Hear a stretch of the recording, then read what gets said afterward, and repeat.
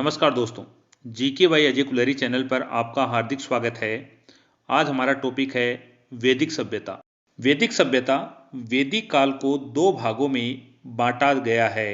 एक ऋग्वैदिक काल, दो उत्तर वैदिक काल। ऋग्वैदिक काल 1500 से 1000 ईसा पूर्व के मध्य का काल कहलाता है और उत्तर वैदिक काल 1000 से 600 ईसा पूर्व का काल कहलाता है। ऋग्वैदिक काल की जानकारी ऋग्वेद से मिलती है, जबकि उत्तर वैदिक काल की जानकारी यजुर्वेद, सामवेद, अथर्ववेद से मिलती है। भारत का सर्वप्राचीन धर्म ग्रंथ वेद हैं, जिनके संकलनकर्ता महर्षि कृष्णदेवरायन वेदव्यास को माना जाता है। वेद वसुदेव कुटुंबकम का उपदेश देता है। भारतीय परंपरा वेदों को नित्य तथा अपौरुषेय मानती है। वेद 4 हैं। 1 ऋग्वेद, 2 यजुर्वेद, 3 सामवेद, 4 अथर्ववेद। इन 4 वेदों को संहिता कहा जाता है। चारों वेदों की व्याख्या की गई है। 1 ऋग्वेद। ऋग्वेद ऋचाओं के कर्मवद ज्ञान के संग्रह को ऋग्वेद कहा जाता है। ऋग्वेद में 10 मंडल, 1028 सूक्त एवं 10,462 ऋचाएं हैं। ऋग्वेद के ऋचाओं के पढ़ने वाले ऋषि को होत्र या होता कहते हैं। ऋग्वेद से आर्यों के राजनीतिक प्रणाली, इतिहास, ईश्वर की महिमा के बारे में जानकारी मिलती है। विश्वामित्र द्वारा रचित ऋग्वेद के तीसरे मंडल में सूर्य देवता सावित्री को समर्पित गायत्री मंत्र का उल्लेख है। ऋग्वेद के 9वें मंडल में देवता सोम का उल्लेख है। ऋग्वेद के 8वें मंडल में हस्तलिखित ऋचाओं को खिल कहा जाता है। ऋग्वेद के 10वें मंडल में वर्णित पुरुष सूक्त में चातुर्वर्ण समाज की कल्पना की गई है, जिसके अनुसार 4 वर्ण ब्राह्मण, क्षत्रिय, वैश्य तथा शूद्र आदि का उल्लेख है। इन चारों वर्णों की उत्पत्ति ब्रह्मा के मुख से ब्राह्मण की, ब्रह्मा की भुजाओं से क्षत्रिय की और जघाओं से वैश्य की और चरणों से शूद्र की मानी जाती है। ऋग्वेद के कई परिच्छेदों में प्रयुक्त अघन्य शब्द का संबंध गाय से है। वामनावतार के 3 पगों के आख्यान का प्राचीनतम स्रोत ऋग्वेद है। ऋग्वेद में इंद्र के लिए 250 तथा अग्नि के लिए 200 ऋचाओं की रचना की गई है। ऋग्वेद का पहला और 10वां मंडल बाद में जोड़ा गया है। ऋग्वेद का 10वां मंडल सबसे बड़ा है, जबकि दूसरा मंडल ऋग्वेद का सबसे छोटा मंडल है। ऋग्वेद के 10वें मंडल में पुरुष सूक्त, नदी सूक्त, नासदीय सूक्त, विवाह सूक्त का उल्लेख किया गया है। ऋग्वेद की 5 शाखाएं मानी गई हैं। 1 साकल शाखा, 2 वास्कल शाखा, 3 आश्वलायन शाखा, 4 शाख्यायन शाखा, 5 मांडुक्य शाखा। ऋग्वेद का 7वां मंडल वरुण देवता को समर्पित है।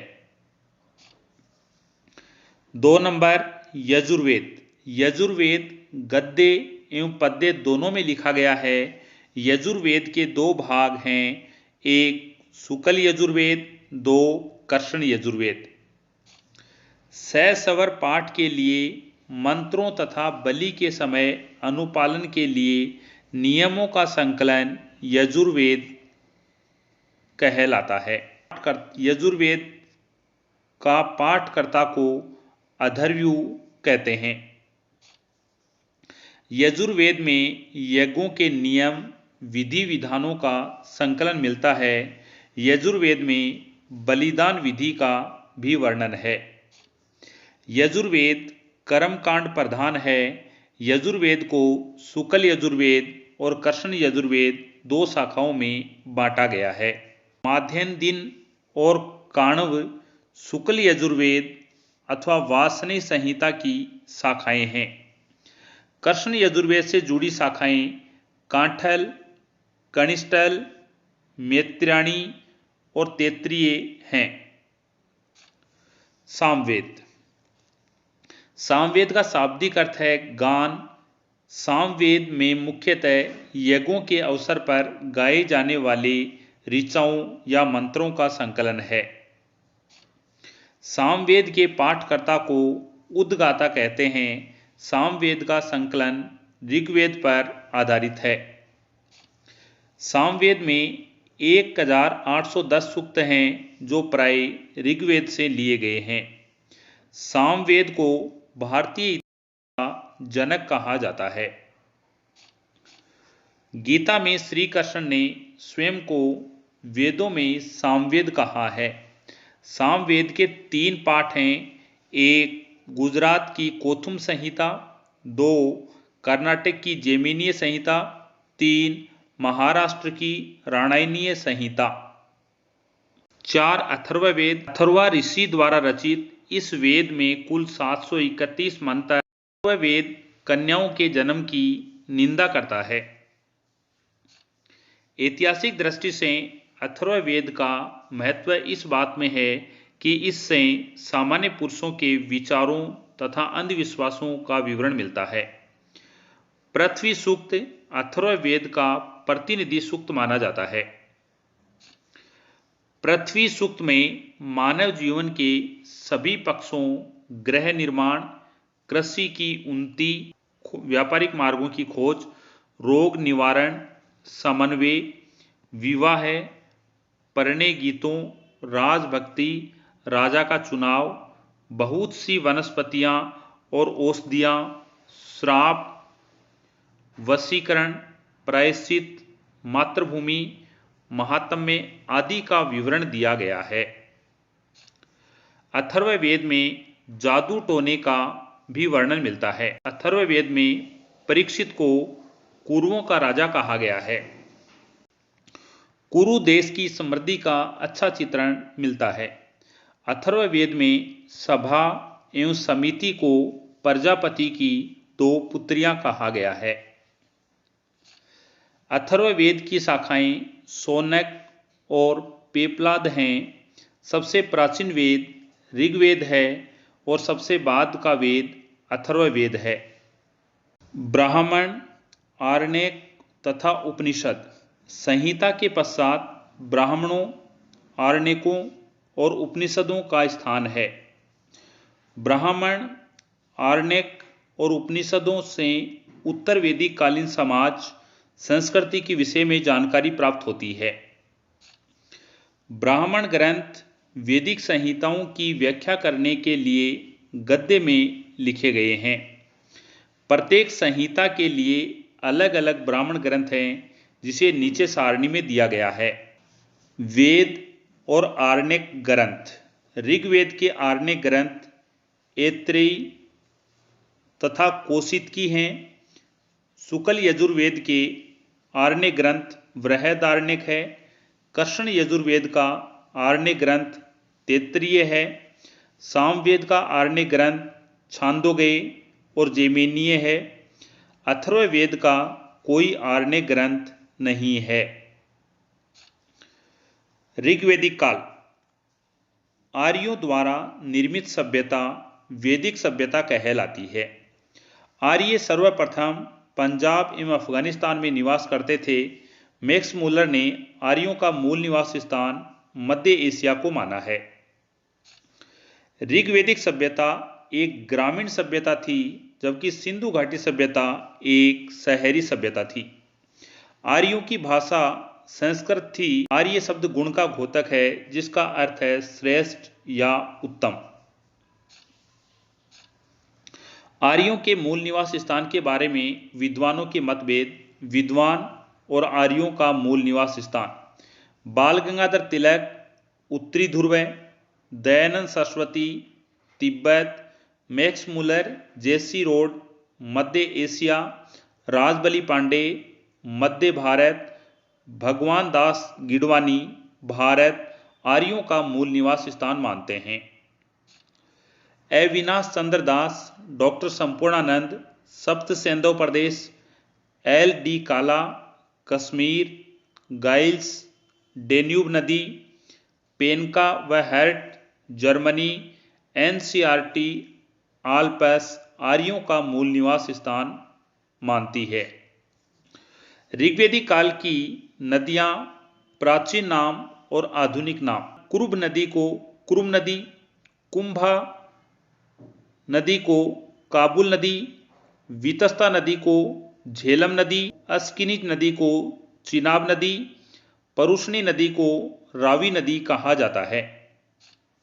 सतुद्री नदी को सतलज नदी, विपाशा नदी को व्यास नदी, सदानीरा नदी को गंडक नदी, द्रसदती नदी को घग्गर नदी, गोमती नदी को गोमल, सुवस्तु नदी को स्वात नदी कहा जाता है। वैदिक संहिताओं में कुल 31 नदियों का उल्लेख है और ऋग्वेद में 25 नदियों का उल्लेख मिलता है। ऋग्वेद के 10वें मंडल के नदी सूक्त में 21 नदियों का उल्लेख है, जिनमें वर्णित पहली नदी गंगा नदी है तथा अंतिम नदी गोमल नदी है। ऋग्वेदिक काल में सर्वाधिक महत्वपूर्ण नदी सिंधु नदी थी। ऋग्वेदिक काल में सर्वाधिक पवित्र नदी सरस्वती नदी थी। ऋग्वेद में गंगा नदी, सरयू नदी का 1 बार उल्लेख मिलता है तथा यमुना नदी का 3 बार उल्लेख मिलता है। ऋग्वेद के नदी सूक्त में व्यास नदी को परिगणित नदी कहा गया है। ऋग्वेदिक आर्यों का विस्तार सप्त सेंधव प्रदेश तक था, जबकि उत्तर वैदिक काल में आर्यों का विस्तार गंगा यमुना नदियों तक था। ऋग्वेदिक काल के आर्य यहाँ तक थे, जबकि उत्तर वैदिक काल में आर्यों का विस्तार है वह गंडक नदी तक हो गया था। ये जो है ये उत्तर वैदिक काल के समय आर्यों का विस्तार का उल्लेख करता है। ऋग्वेद में हिमालय व उसकी चोटी का उल्लेख है। आर्यों की प्रशासनिक इकाई आरोही क्रम में इन 5 भागों में बांटा गया है: कुल, ग्राम, विष, जन, राष्ट्र। ग्राम का मुखिया ग्रामीणी और विष का प्रधान विषपति, जन के शासक राजन कहलाते थे। ऋग्वेद में विष का 170 बार उल्लेख हुआ है। ऋग्वेद में जन का 275 बार उल्लेख हुआ है। ऋग्वेद में जनपद का 1 बार भी उल्लेख नहीं हुआ है। ऋग्वेद में राजा और पृथ्वी शब्द का 1 बार उल्लेख हुआ है। ऋग्वेद में इंद्र शब्द का 250 बार उल्लेख हुआ है। राज्य अधिकारियों में पुरोहित व सेनानी प्रमुख थे। सूत, रथकार, कमादी नामक अधिकारी रत्निन कहे जाते थे। रत्निनों की संख्या राजा पूर्व सहित 12 होती थी। गोचर भूमि का अधिकारी वाजपति होता था। अपराधियों को पकड़ने का कार्य उग्र करता था। ऋग्वेद में किसी तरह के न्यायाधिकारी का उल्लेख नहीं मिलता है। ऋग्वेद में सभा एवं समिति राजा को सलाह देने वाली संस्था थी। ऋग्वेद में सभा श्रेष्ठ और संभ्रांत लोगों की संस्था थी, जबकि समिति सामान्य जनता का प्रतिनिधित्व करती थी। ऋग्वेद में सभा का 8 बार, समिति का 9 बार और विदर्थ का 122 बार तथा गण का 46 बार उल्लेख मिलता है। आर्यों की सबसे प्राचीन संस्था विदर्थ थी। ऋग्वेद में इंद्र को पुरंदर कहा गया है। आर्य समाज पितृसत्तात्मक था, जबकि सिंधु घाटी सभ्यता मातृसत्तात्मक थी। ऋग्वेद में सभा समिति के अध्यक्ष को ईशान कहा जाता था। स्त्रियां सभा एवं समिति में भाग ले सकती थी।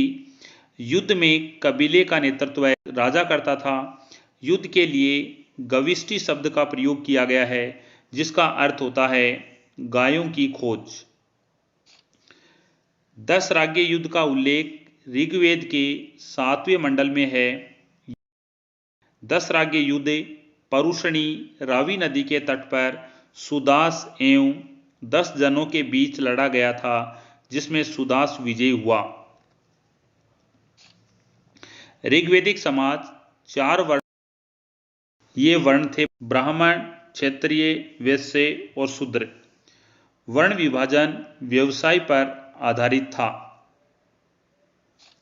ऋग्वेद के 10वें मंडल में पुरुष सूक्त में चतुर्वर्णों का उल्लेख मिलता है, जिसमें कहा गया है कि ब्राह्मण परम पुरुष के मुख से, क्षत्रिय उसकी भुजाओं से, वैश्य उसकी जांघों से एवं शूद्र उसके पैरों से उत्पन्न हुआ है। ऋग्वेद में वैश्य और शूद्र का एक बार उल्लेख मिलता है। ऋग्वेदिक काल में वर्ण व्यवस्था कर्म पर आधारित थी, जबकि उत्तर वैदिक काल में वर्ण व्यवस्था जन्म पर आधारित हो गई थी।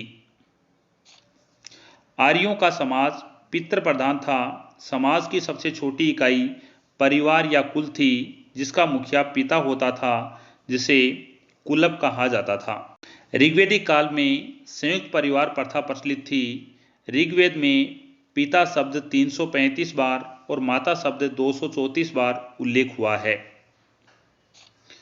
स्त्रियां ऋग्वेदिक काल में अपने पति के साथ यज्ञ कार्य में भाग लेती थी। बाल विवाह, तलाक प्रथा, विधवा विवाह, सती प्रथा, पर्दा प्रथा का प्रचलन नहीं था। ऋग्वेदिक काल में अनुलोम विवाह का प्रचलन था, जिसमें वर उच्च कुल का तथा वधु निम्न कुल की होती थी। ऋग्वेदिक काल में प्रतिलोम विवाह का प्रचलन था, जिसमें वधु उच्च कुल की तथा वर निम्न कुल होता था। ऋग्वेद के 10वें मंडल में विवाह सूक्त में विवाह संस्था का उल्लेख हुआ है। ऋग्वेदिक काल में अनुलोम विवाह का प्रचलन था, जिसमें वर उच्च कुल का और वधु निम्न कुल की होती। विधवा अपने मृतक पति के छोटे भाई देवर से विवाह कर सकती थी। स्त्रियां शिक्षा ग्रहण करती थी। ऋग्वेद के 8वें मंडल में लोपामुद्रा, घोषा, सिक्ता, निवावरी, अपाला, सची, इंद्राणी एवं विश्वनारा जैसी विदुषी स्त्रियों का वर्णन है।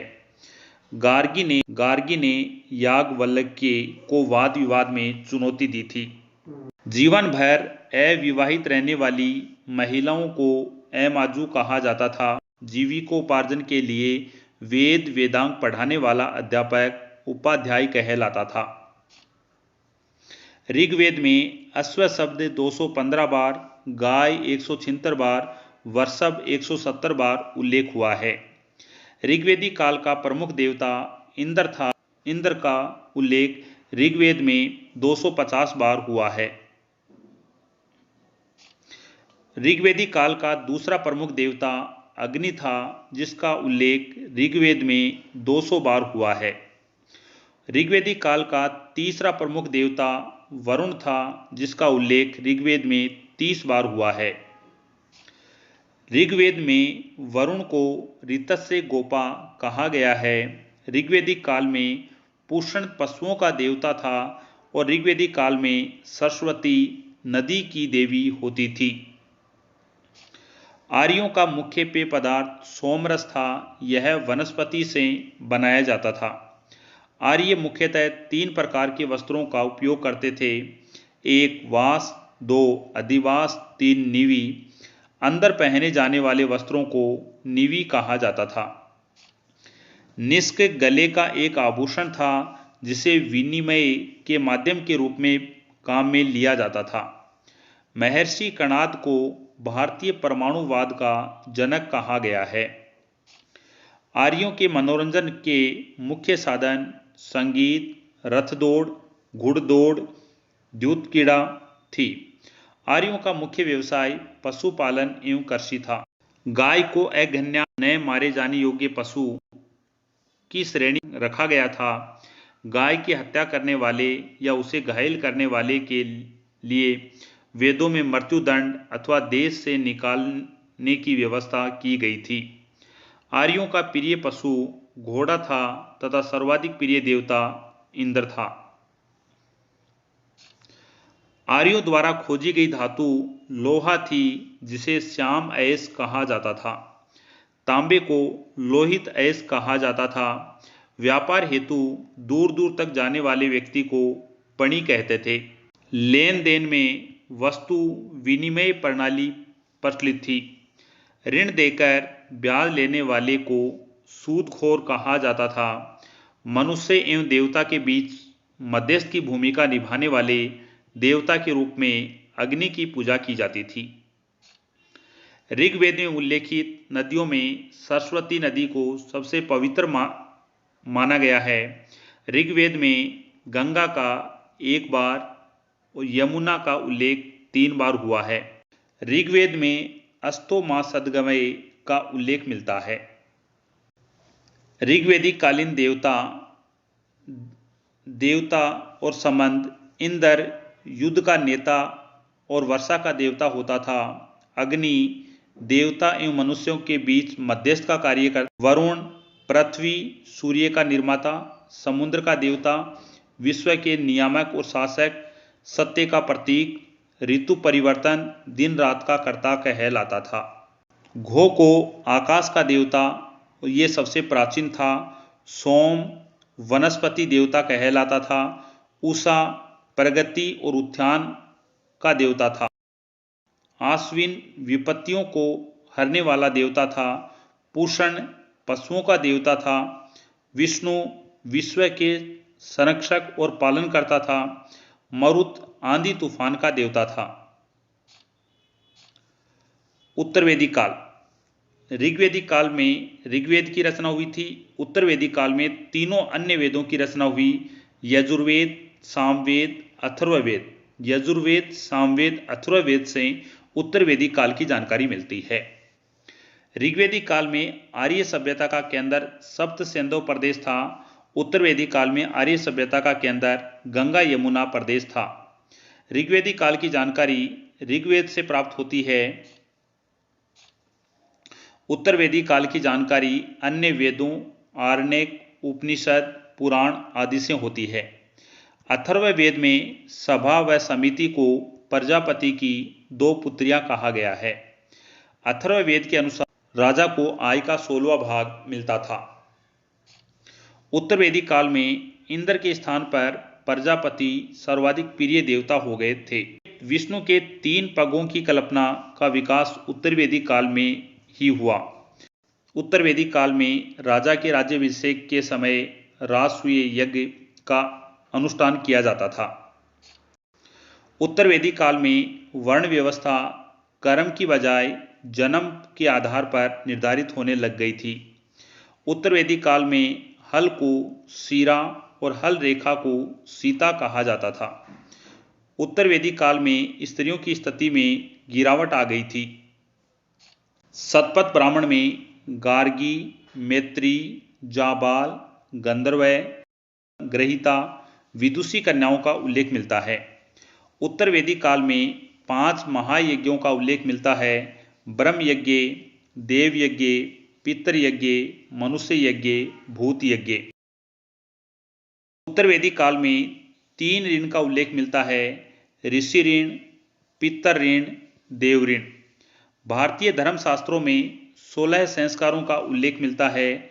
1 गर्भाधान, 2 पुष्पवन, 3 सीमंतोनयन, 4 जातकर्म, 5 नामकरण, 6 निष्कर्म, 7 अन्नप्राशन, 8 चूड़ाकर्म, 9 करणभेद, 10 विद्यारंभ, 11 उपनयन, 12 वेदारंभ, 13 केशांत, 14 समावर्तन, 15 विवाह, 16 अंत्येष्टि। गौतम धर्म सूत्र में 40 संस्कारों का उल्लेख मिलता है। वेखानस में 18 संस्कारों का उल्लेख मिलता है। भारतीय धर्मशास्त्रों में 4 आश्रमों का उल्लेख मिलता है। ब्रह्मचर्य आश्रम, गृहस्थ आश्रम, वानप्रस्थ आश्रम, संन्यास आश्रम। भारतीय धर्मशास्त्रों में 4 पुरुषार्थों का उल्लेख मिलता है। धर्म, अर्थ, काम, मोक्ष। उत्तरवेदिक काल में निष्क और शतमान मुद्रा की इकाई थी। सिक्कों के प्रचलन का कोई प्रमाण नहीं मिलता है। सांख्य दर्शन भारत के सभी दर्शनों में सबसे प्राचीन है। इसके अनुसार मूल तत्व 25 हैं, जिनमें प्रकृति पहला तत्व है। सत्यमेव जयते मुंडूकोपनिषद से लिया गया है। मुंडूकोपनिषद में यज्ञ की तुलना टूटी नाव से की गई है। गायत्री मंत्र सवित्र नामक देवता को संबोधित है, जिसका संबंध ऋग्वेद से है। लोगों को आर्य बनाने के लिए विश्वामित्र ने गायत्री मंत्र की रचना की थी। श्राद्ध की प्रथा का प्रचलन निमि के द्वारा किया गया था। उत्तर वैदिक काल में कौशाम्बी नगर में प्रथम बार पक्की ईंटों का प्रयोग किया गया है। उत्तर वैदिक काल में 2 महाकाव्यों की रचना की गई, एक महाभारत, 2 रामायण। महाभारत का पुराना नाम जय संहिता है। महाभारत विश्व का सबसे बड़ा महाकाव्य है। महाभारत की रचना वेद व्यास द्वारा की गई थी।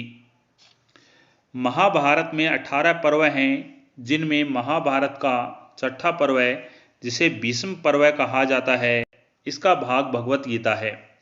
महाभारत में जब 8,800 श्लोक थे, तब इसे जय संहिता कहा जाता था। महाभारत में जब 24,000 श्लोक हो गए, तो इसे भारत कहा जाने लगा। महाभारत में जब 1,00,000 श्लोक थे, तब इसे महाभारत कहा जाने लगा। महाभारत को पंचम वेद भी कहा जाता है। रामायण की रचना महर्षि वाल्मीकि ने की थी। रामायण में 24,000 श्लोक हैं। रामायण में 7 कांड हैं।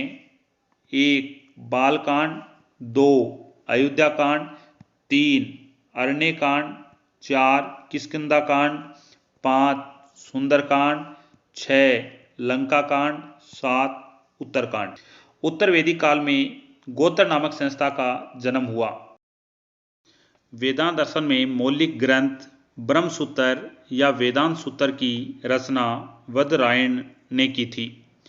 प्राचीन इतिहास के साधन के रूप में वैदिक साहित्य में ऋग्वेद के बाद शतपथ ब्राह्मण का स्थान आता है।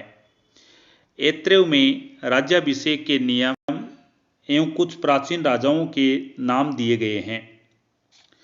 शतपथ में गंधार, शल्य, केकई, कुरु, पंचाल, कौशल, विदेह आदि राजाओं का उल्लेख मिलता है। वैदिक साहित्य में ऋग्वेद के बाद शतपथ ब्राह्मण का स्थान है। आरण्यक में यज्ञ से जुड़े कर्मकांडों की दार्शनिक और प्रतीकात्मक अभिव्यक्ति है। उपनिषदों की संख्या 108 थी, जिनमें से 13 को मूलभूत उपनिषदों की श्रेणी में रखा गया है। इनमें यज्ञ से जुड़े हुए दार्शनिक विचार, शरीर, ब्रह्मांड, आत्मा, ब्रह्म की व्याख्या की गई है। मैत्रेयी संहिता में स्त्री को सर्वाधिक गिरी हुई स्थिति प्राप्त होती है, जिसमें जुआ और शराब की भांति स्त्री को पुरुष का तीसरा सबसे मुख्य दोष बताया गया है। शतपथ ब्राह्मण में स्त्री को पुरुष की अर्धांगिनी कहा गया है। जाबालोपनिषद में चारों आश्रमों का उल्लेख मिलता है। स्मृति ग्रंथों में सबसे प्राचीन और प्रमाणिक मनुस्मृति मानी जाती है। मनुस्मृति सूंग काल का मानक ग्रंथ है। नारद स्मृति गुप्त युग के विषय में जानकारी प्रदान करता है। वेदों को भली भांति समझने के लिए 6 वेदांगों की रचना की गई है। 1 शिक्षा, 2 कल्प, 3 निरुक्त, 4 व्याकरण, 5 छंद, 6 ज्योतिष। वैदिक साहित्य को अक्षुण्ण बनाए रखने के लिए सूत्र साहित्य की रचना की गई। श्रीत, ग्रह, धर्म सूत्रों के अध्ययन से हमें यज्ञ विधि विधानों, कर्मकांडों तथा राजनीति विधि एवं व्यवहार के संबंधी महत्वपूर्ण बातें ज्ञात करते हैं। प्रमुख सूत्रकारों में गौतम, बोधायन, आप स्तंभ, वशिष्ठ आदि के नाम विशेष रूप से उल्लेखनीय हैं। सूत्रों में गौतम धर्म सूत्र सबसे प्राचीन माना गया है। भारतीय ऐतिहासिक कथाओं का अच्छा क्रमबद्ध विवरण पुराणों में मिलता है। पुराणों के रचनाकार लोमहर्ष अथवा उसके पुत्र उग्र सर्वा माने जाते हैं। पुराणों की संख्या 18 है, जिनमें से केवल 5 मत्स्य पुराण, विष्णु पुराण, ब्राह्मण एवं भागवत में ही राजाओं की वंशावली प्राप्त होती है। पुराणों में मत्स्य पुराण सबसे प्राचीन और प्रामाणिक है। विष्णु पुराण में भारत का वर्णन मिलता है, जिसमें समुद्र के उत्तर में तथा हिमालय के दक्षिण में जो स्थित है वह भारत है। लिंग पूजा का प्रथम उल्लेख मत्स्य पुराण में प्राप्त होता है। पुराणों से जानकारी प्राप्त होती है। विष्णु पुराण से मौर्य वंश की जानकारी, मत्स्य पुराण से सूंग वंश, आंध्र सातवाहन वंश की जानकारी प्राप्त होती है। वायु पुराण से गुप्त वंश की जानकारी प्राप्त होती है। अधिकतर पुराण सरल संस्कृत श्लोक में लिखे गए हैं। विष तथा शूद्र, जिन्हें वेद पढ़ने की अनुमति नहीं थी, पुराणों का पाठ पुजारी मंदिरों में करते थे। सामाजिक एवं सांस्कृतिक दृष्टि से अग्नि पुराण का काफी महत्व है, जिनमें राजतंत्र के साथ साथ कृषि संबंधी विवरण भी दिया गया है। ऐत्रेय ब्राह्मण में सर्वप्रथम चारों वर्णों के कर्तव्यों का उल्लेख मिलता है। उत्तर वैदिक काल में साम्राज्य विभाजन। पूर्व दिशा का राज्य साम्राज्य कहलाता था, उसका शासक सम्राट कहलाता था, जो वाजपेयी यज्ञ करते थे। पश्चिम दिशा का राज्य सौराज्य कहलाता था, उसका शासक सौराट कहलाता था और ये अश्वमेघ यज्ञ करते थे। उत्तर वैदिक काल में उत्तर का राज्य वैराज्य कहलाता था, इसका राजा विराट कहलाता था। इनके द्वारा पुरुष मेघ यज्ञ किया जाता था। उत्तर वैदिक काल में मध्य क्षेत्र को राज्य कहते थे और इसका राजा था वह राजा ही कहलाता था और इनके द्वारा राजसूय यज्ञ किया जाता था। उत्तर वैदिक काल में दक्षिण का राज्य भोज्य कहलाता था, इसका शासक भोज कहलाता था। इनके द्वारा सर्वमेघ यज्ञ किया जाता था। उपनिषदों की कुल संख्या 108 है, महापुराणों की संख्या 18 है, वेदांग की संख्या 6 है। प्रमुख दर्शन और उनके प्रवर्तक। चार्वाक दर्शन के प्रवर्तक चार्वाक थे।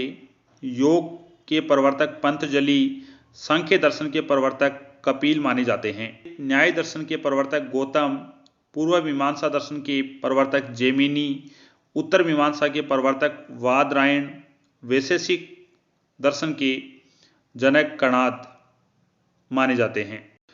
यहाँ हमने वैदिक कालीन सभ्यता का अध्ययन किया। आगे वाले भाग में 16 महाजनपदों का अध्ययन करेंगे। आपका देखने के लिए धन्यवाद।